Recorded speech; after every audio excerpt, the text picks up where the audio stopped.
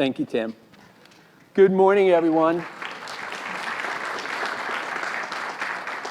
Don, that was excellent. A hard act to follow. I'm probably the straight guy without the soundtrack for a bad sitcom.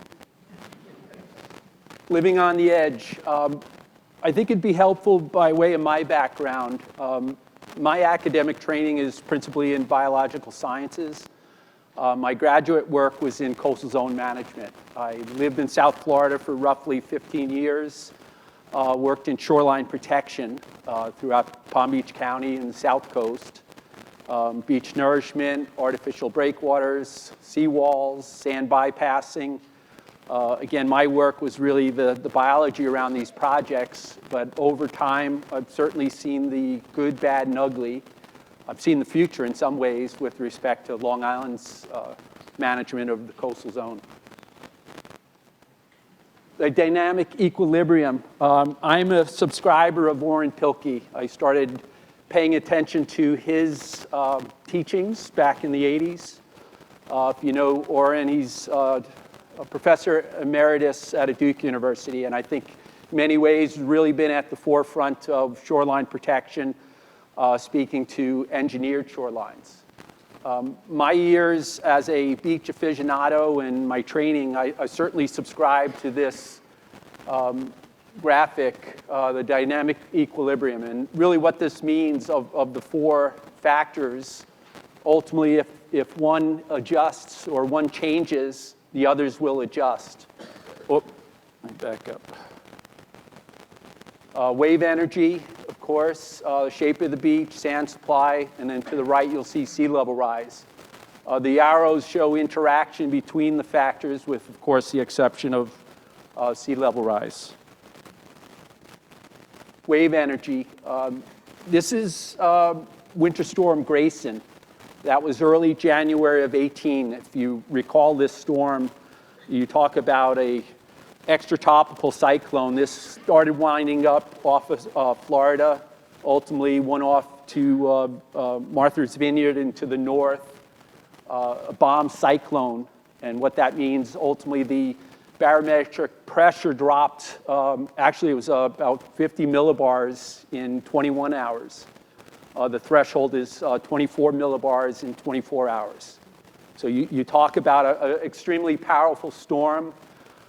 Wave energy, of course, that's the driving force. The winds, the duration or velocity of the wind, the duration of that wind, is it a quick storm that blasts through for 12 hours, or are we talking prolonged period of days just sitting off the coast?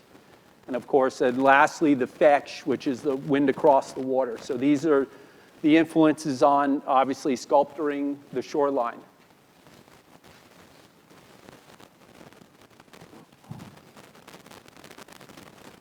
Shape of the beach. This is in Amagansett. I captured this photograph because this is really was probably end of September. So after a summer profile where the beach really builds out, and I'll get into that a little bit, ultimately now we're starting to feel the forces of nature, the prevailing summer winds versus now wave energy.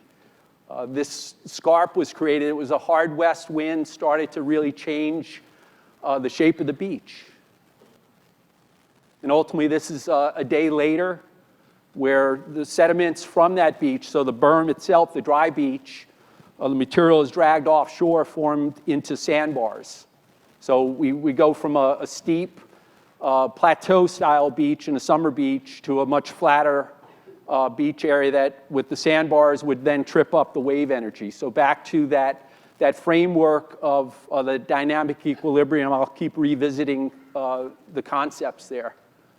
So we do have, obviously, offshore, a lower profile. Shape of the beach has changed substantially, and now we're starting to move into a higher energy winter season. So the complexion of the physical of the beach itself will change throughout the course of the winter. Same location, Amagansett. This is a stretch for about, I guess, a mile and a half roughly, where the development is set back. So ultimately, this is a natural beach dune system. And I want to emphasize this point that for a sustainable coastal zone, you have to have the system intact. So the dune and obviously the dry beach. The sand movement onshore and offshore, as I described, the dunes are sand reservoirs. So ultimately, over time, with the beach grass establishing, anchoring, dampening wind energy, you're going to continue to drop out sediments. And the movement of sand onshore, as we get into, let's say now, as we approach April into May, those sandbars that were dragged offshore will start to slowly migrate and weld onto the shorefront, onto the dry beach. As that sediment dries, now over time, when you have a wider beach, sand transport virtue by suspension, saltation, which is the sediments hopping across the beach, and surface creep. So it's a slow process with respect to dune building. I will say there are instances, and particularly as I showed that first slide, of energy. Not all storms, not all big low pressure systems are erosive. Some will actually build beaches. I've seen long period ground swells over 1,000 miles over the course of a couple days actually just plow up and weld beach on the front side. So again, these can be very positive. I've seen pioneer zones completely covered by 2-3 feet of sand, where the untrained eye would come down and say, "Wow, look at all the erosion," when in fact that was substantial accretion. This is the Bluffs system in Gardner's Bay, Cedar Point County Park. Again, we talk about the supply of sediments, obviously moving up and down the coast, onshore and offshore. And then we have between dunes and bluffs, these are important sand reservoirs that are under wave attack will be giving up material to constantly replenish the beach. And this is a very stable system, albeit with some obviously migration of the bluff line. Littoral drift, that's the transport up and down the coast. This is Old Inlet. Dr. Flagg out of Stony Brook has been monitoring this. This was a result of Sandy, which is, I guess, late October 12. Ultimately, the initial response was to close this breach. Many of us in this room were advocating for it to remain open for water quality purposes with that Ocean Bay exchange, as well as this was is in a wilderness area. This photo is roughly 2 years old, so it's changed. There is a trend toward closure. We'll see what happens. But what I wanted to depict in the course of transport, this flood delta, which is a pretty unique matrix in there. Ultimately, with the material of coming down the coast, when you have inlet influence, obviously with the flood tide coming in, there's going to be a transport of material that ultimately hits open water in the bay, will deposit out. The same is true for an offshore deposit, ebb tidal shoal, on an outgoing tide. Obviously, on a shallow inlet such as this, for the most part, the influence and the deposition into the embayment system is not as drastic as we get into navigable inlets. This is Moriches Inlet, I think about 1.5 years ago. Michael Bush, who's a nature photographer, Fire Island and beyond, if you want to see some great drone footage of the coastal zone, tremendous website. I encourage you to visit it.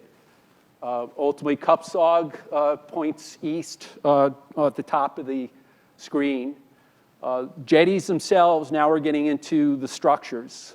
Jetties are associated, they're short perpendicular structures associated with inlets. Groins are the same without the inlets.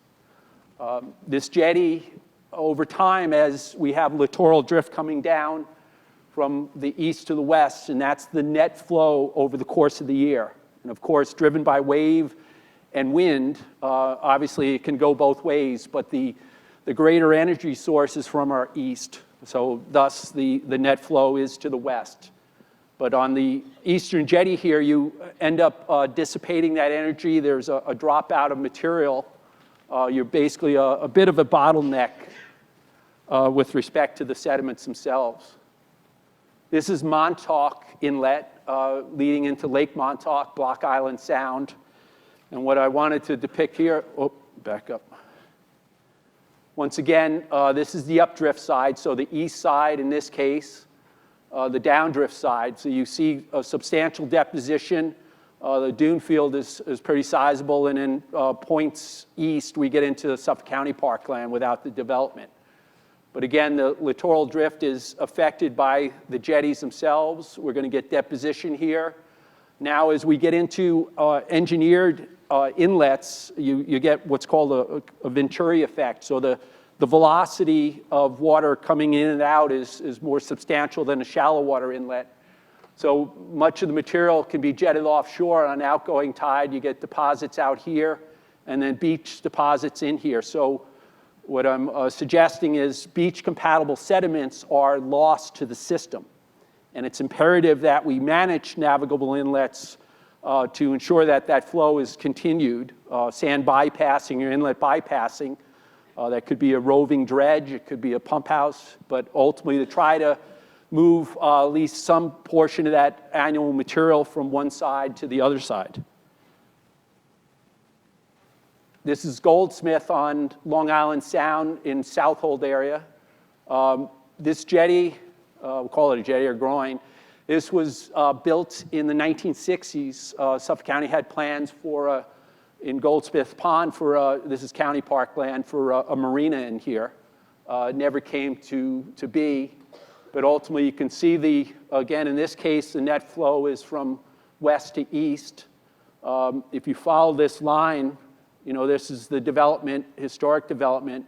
This dune field has developed over time until ultimately we have full fill out to the terminus of the jetty itself. Very little flow because of there's not much of a head for the outgoing. In this case, some of the sediments are skipping around, and you have a reasonable beach. As we get further to the east, the effects of this growing jetty are in fact being felt.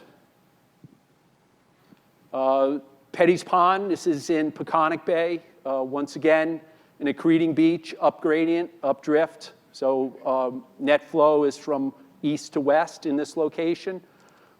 Sand-starved area to the west.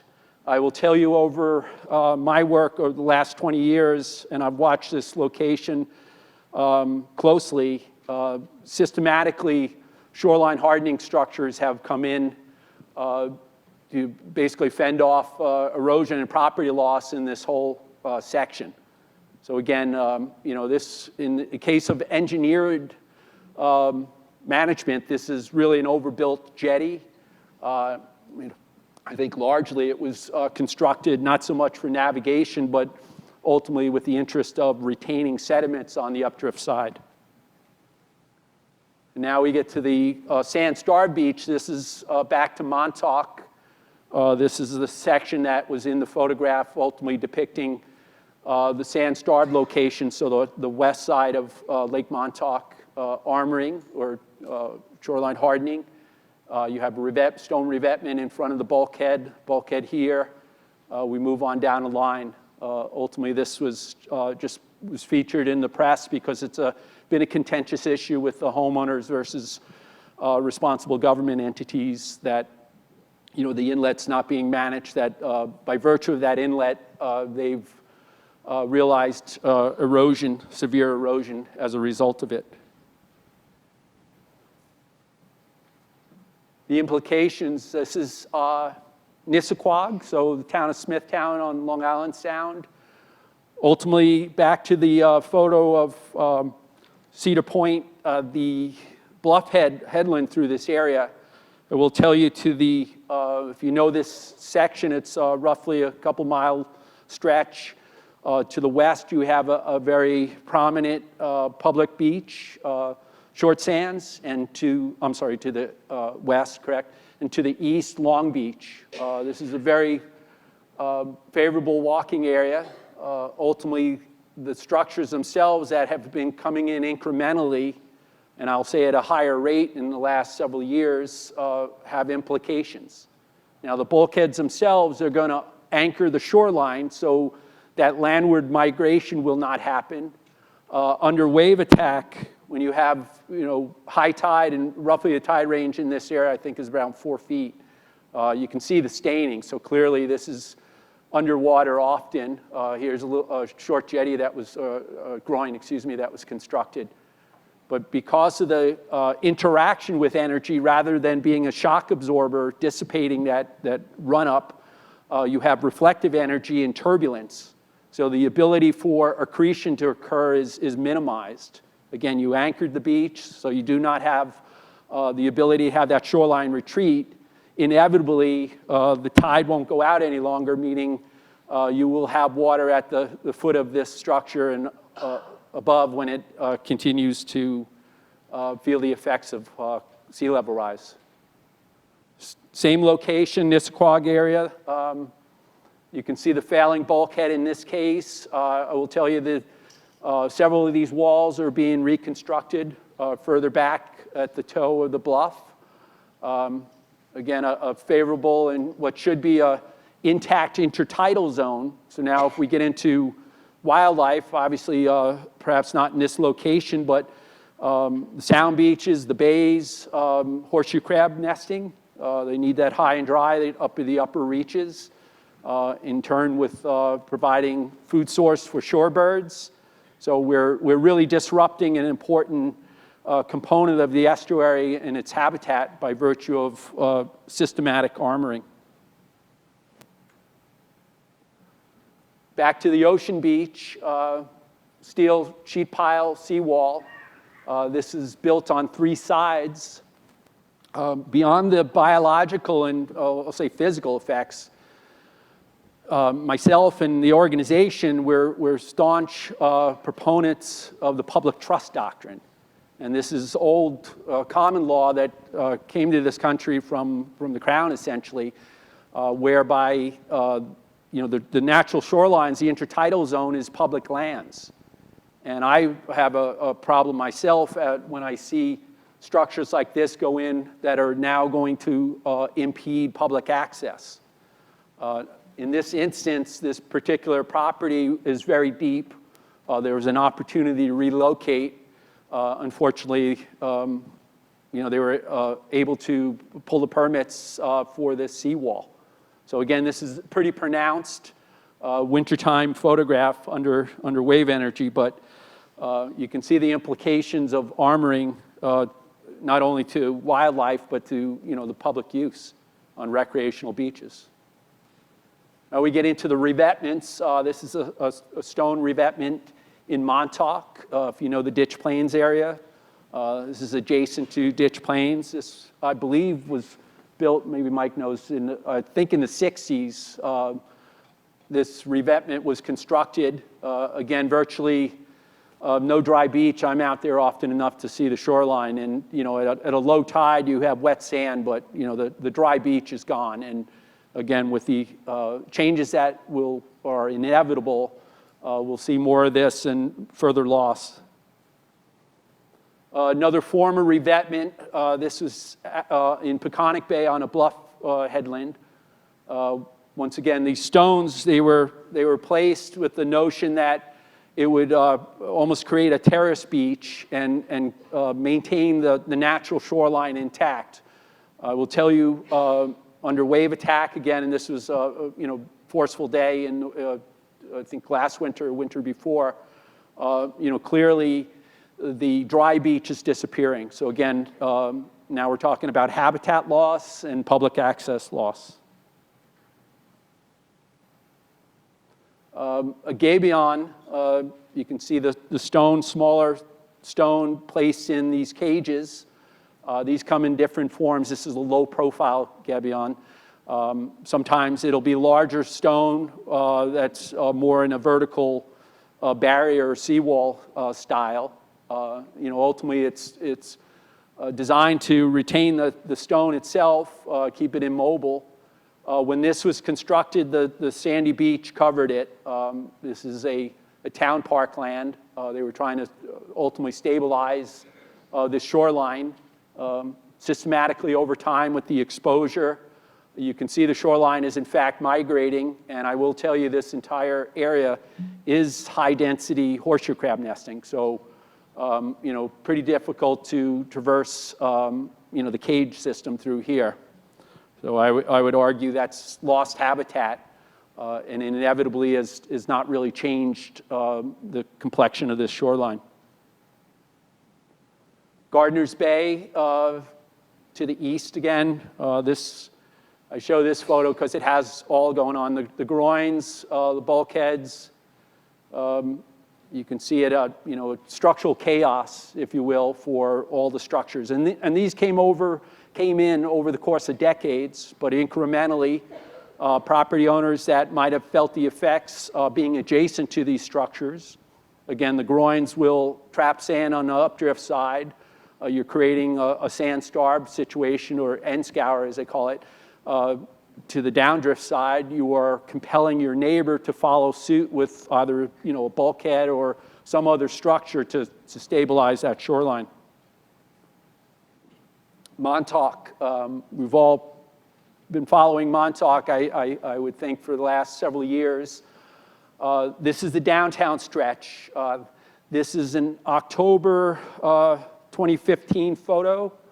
It was high energy. It was the first storm event that hit at the time. There was a movement by the Army Corps of Engineers, ultimately with federal funding, to come in and stabilize this section of shoreline with an engineered structure. So this is pre-construction.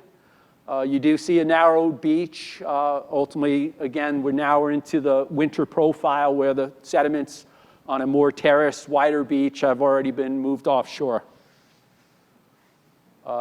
This is, so that was October. I believe this is a December 15 photo. The geotextiles, another form of shoreline hardening. I like to describe this as a wolf in sheep's clothing. There's good arguments that, no, this is a soft approach. It doesn't have the implications of shoreline hardening. It is every bit shoreline hardening. There's 14,000 bags over the course of a half mile that were placed. Ultimately, the contractor trenched to get low on the profile, and then it was a sloping revetment with the bags themselves. Once they, again, come into contact with energy, then you see the ramifications. This is project completion. This is April of 16. Ultimately, the fill was placed over the top. It was planted with American beach grass. I will tell you, much hasn't changed aside from some of the erosion, but the grasses themselves have not taken root. And part of that, this material was mined sediments. It was not marine sediments, so it does not have the same micronutrients that support the plant growth. Now, with root penetration, you have a barrier to really drive and to spread. So the plants themselves over time will be anemic. So it's purely aesthetics.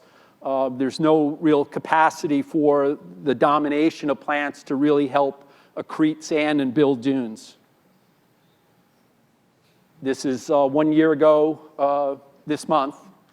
So this is actually not the first. This is now, when the project was handed over to the local sponsor, the town of East Hampton, by the Army Corps, before that last photo where they had build out, before they handed it over, it looked somewhat like this. They spent, I believe, roughly $1 million to dress it out and then ultimately transfer the project and its maintenance responsibilities to the town. Subsequent to that, the town has spent roughly $1 million a year in the spring season to dress it out for cosmetic purposes, to cover the bags and have some semblance of dry beach before the summer season. Interventions, so I've talked about the structures. Many folks are looking at beach nourishment as the answer.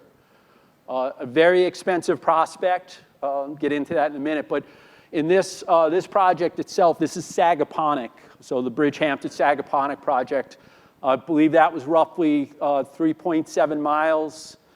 3 million cubic yards of beach was pumped up.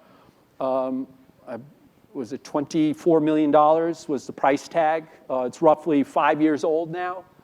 I will say from my experience in South Florida, having worked on 6 projects, nourishment projects, half of them did not meet the beach quality of the material. So as much as we're on a glacial formation, you say, well, offshore we've got all the sand.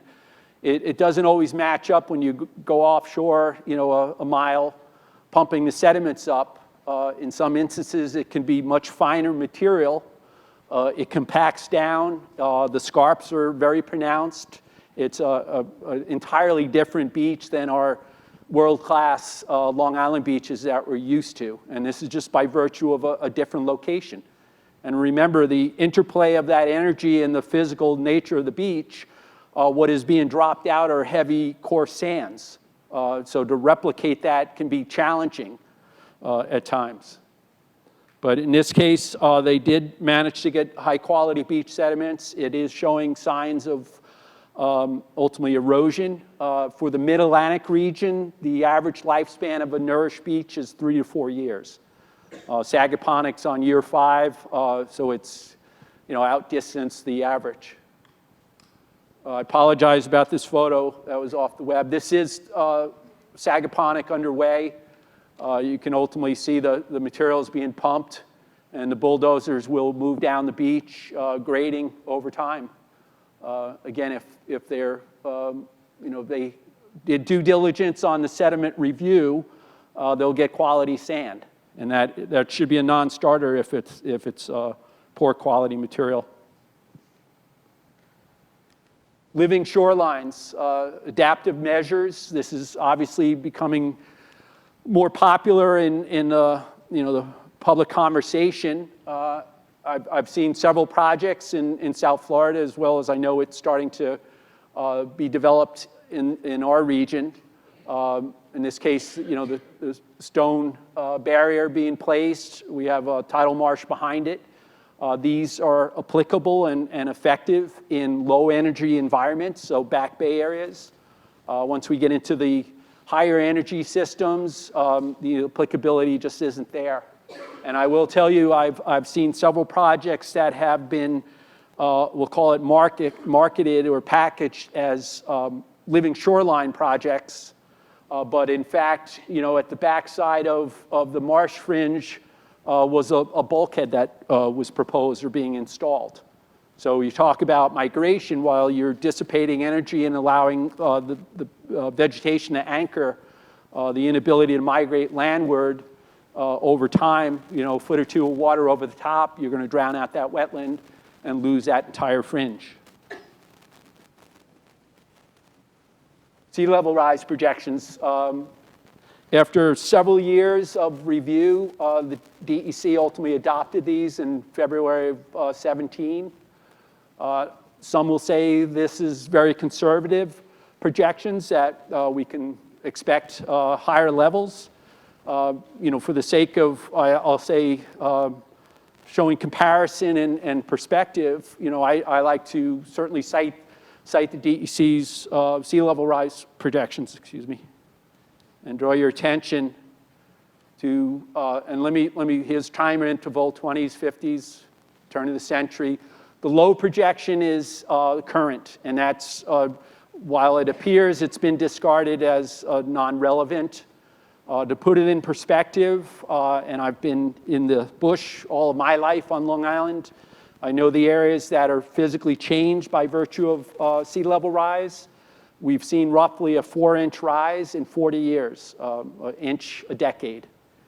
If we consider the low medium, 40 years out, 11 inches to 30 inches, that's monumental.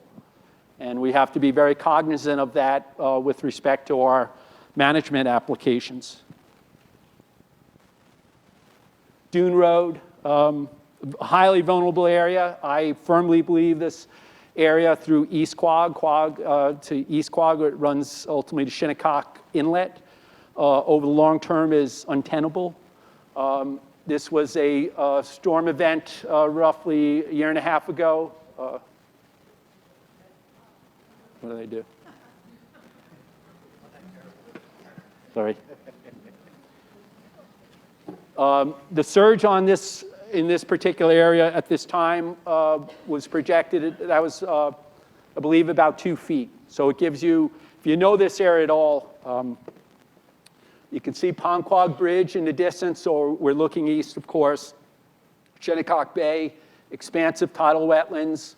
The wetlands are, in fact, migrating immediately to the back dune area.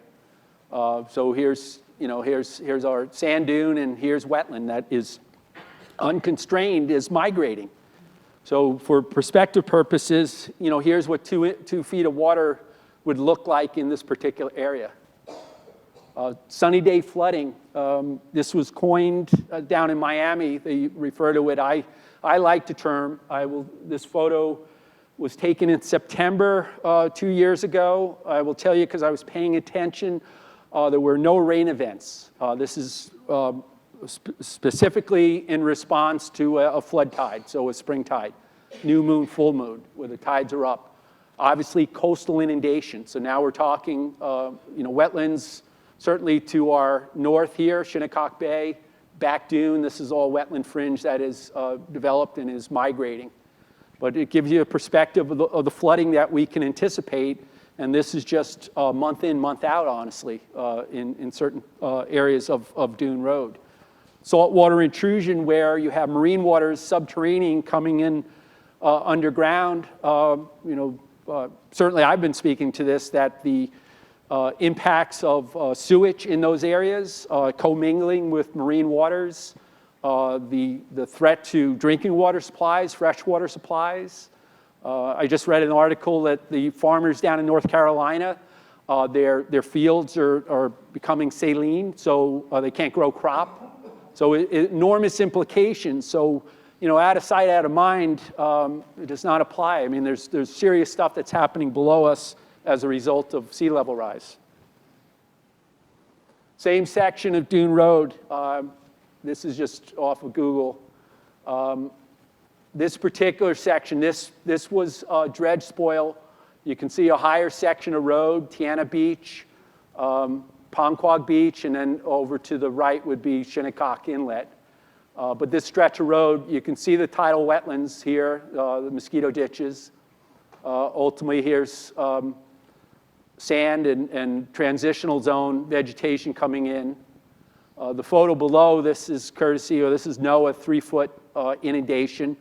TNC and their coastal resiliency mapping, they've got a great website. I clipped it off of their site to ultimately show what 3 feet of water looks like in this area. So you can see the wetlands, the islands themselves are virtually submerged. The fringe itself, wetlands are trying to migrate southward into higher elevations across the road here. That was the photo I showed you earlier of sunny day flooding was taken in this area. So there's serious implications.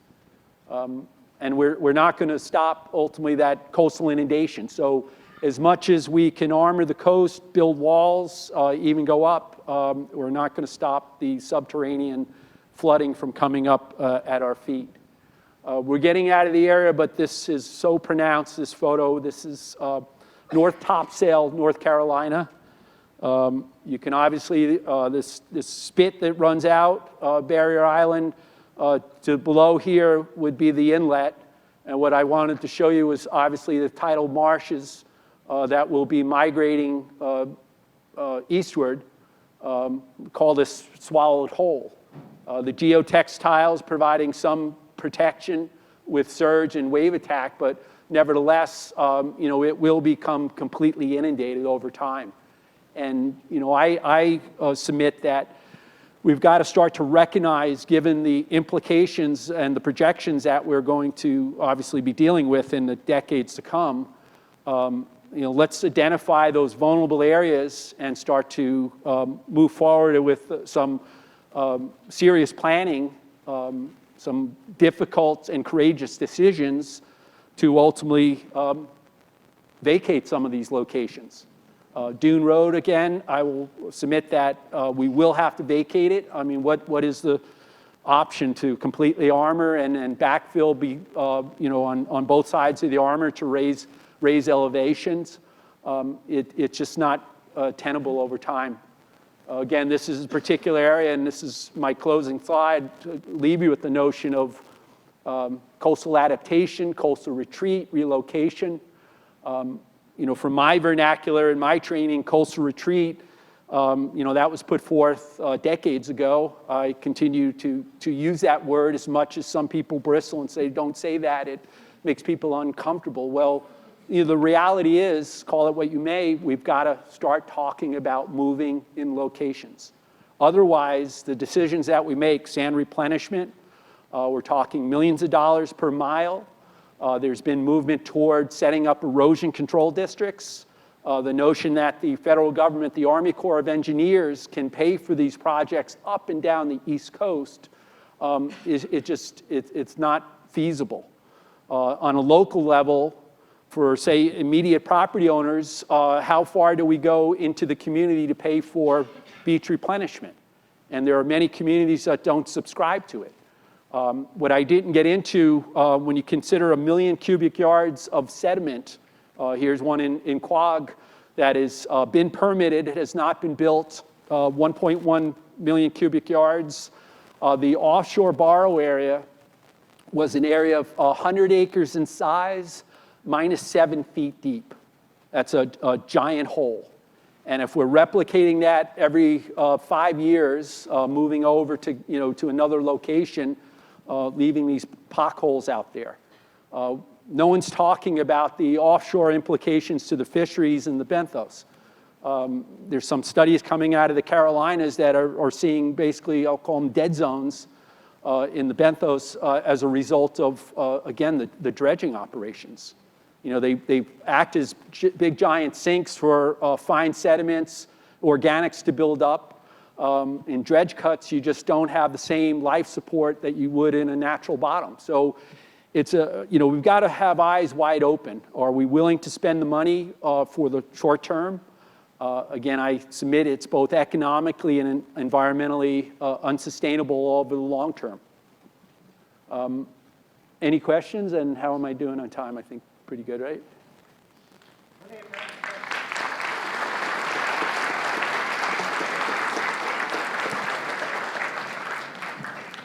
So again, if you have questions, go to the mics.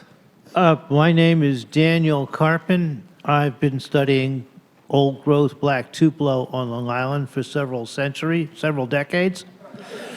The trees that are several centuries old, if you go to some of the inlets along the Forge River on the west side and go in there by boat, you will see old growth stands of black Tupelo where the tree roots are in the water and global rise is rather significant, and it's occurring, and it's unfortunately killing these trees.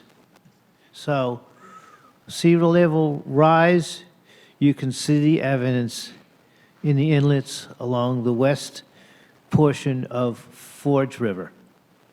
Again, I will respond to that with our transitional zones.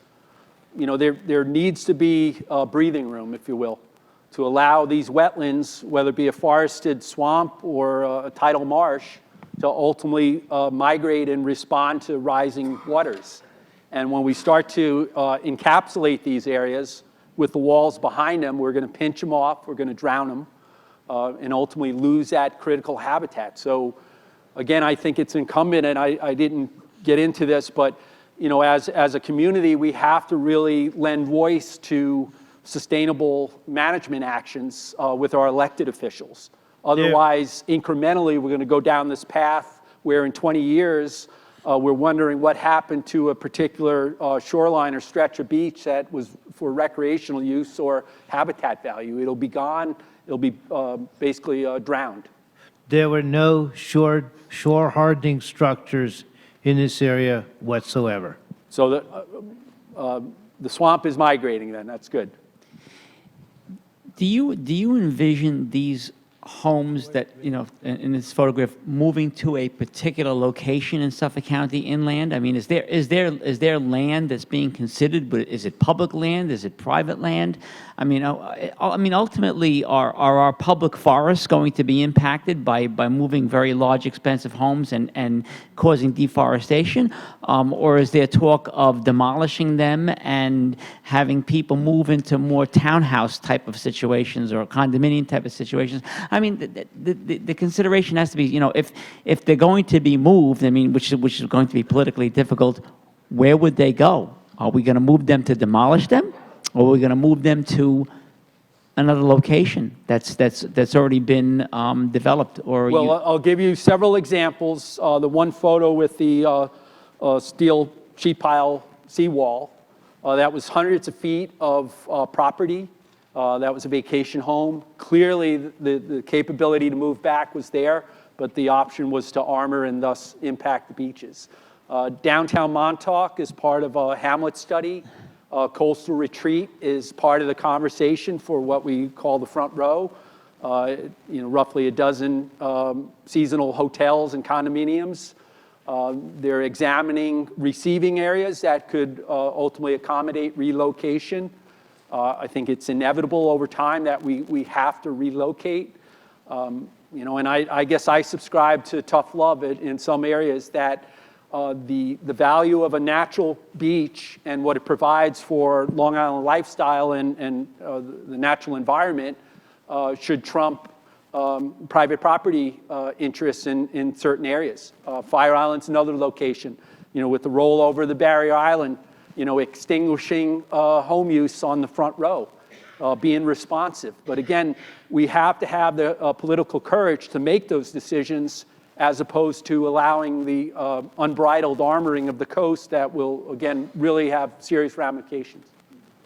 Thanks, Kevin, for standing up for these issues. I wanted you to maybe make a comment about the living shoreline at the Shinnecock Inlet, please, the recent restoration that's done there. I'm sorry, that gabion photo that I showed?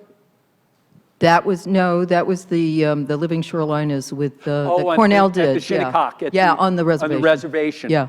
To describe this project, the Shinnecock Indian Reservation is a prominent headland in Shinnecock Bay. Experience erosion and direct impact from the ocean or inlet influences. Cornell Cooperative Extension and others, I believe, helped the nation develop a living shoreline where stone for dissipation of energy was placed waterward, and behind that, ultimately anchoring with both wetland and transitional zone species. So that's a positive application of living shorelines.